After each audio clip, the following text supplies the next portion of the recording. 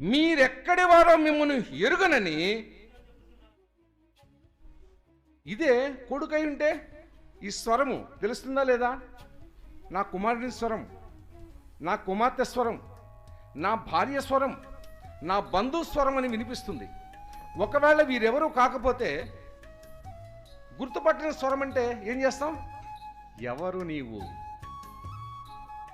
ఎవరు కావాలి, ఏం కావాలి, ఎందుకు వచ్చావు, ఇది అడుగుతుంది. కానీ ఇక్కడ తలుపు తీయడం లేదు, నీవెవరో అడగడం లేదు, కానీ డైరెక్ట్గా సమాధానం చెప్పేస్తున్నాడు. ఏమన్నాడు అక్కడ? అప్పుడు ఆయన, మీరెక్కడి వారో, మీ ప్రాంతం ఏదో, మీ దేశం ఏదో, మీ భాష ఏదో, మీ గ్రామం ఏదో, మీ గల్లీ ఏదో, మీ ఇల్లు ఏదో నాకు తెలియదు. మీరెక్కడి వారో మిమ్మల్ని ఎరుగనని మీతో నిశ్చయముగా చెప్పుచున్నాను అంటున్నాడు. ఎవరితో చెప్పుచున్నాడట ఇక్కడ? తర్వాత భావం చదవండి వెంటనే.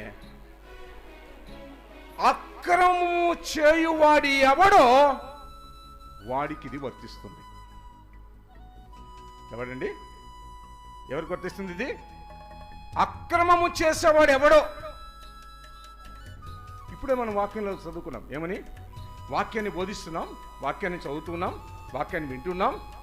కానీ దాని ప్రకారం నువ్వు జీవించకపోతే, దాని ప్రకారం నువ్వు బ్రతికి క్రీస్తుని కలిగిన క్రైస్తవుడుగా నేను బ్రతుకుతున్నాను అని చెప్పే బ్రతుకు నీకు లేకపోతే నీ బ్రతుకు వ్యర్థమే. అందుకే చెప్తున్నాడు ఆయన, నువ్వు బ్రతికితే ఎలా బ్రతకాలంటే నిక్కచ్చైన శ్రేష్టమైన మంచి ద్రాక్షవల్లి వలె నీవు బ్రతకాలి. లేదా జీవము గల దేవుని మందిరంలో పచ్చని వలీవా మొక్క ఎలా ఉంటుందో అలా ఉండాలి. అలా నీవు లేకపోతే నీ స్థితిని నేను తెలియజేస్తున్నాను.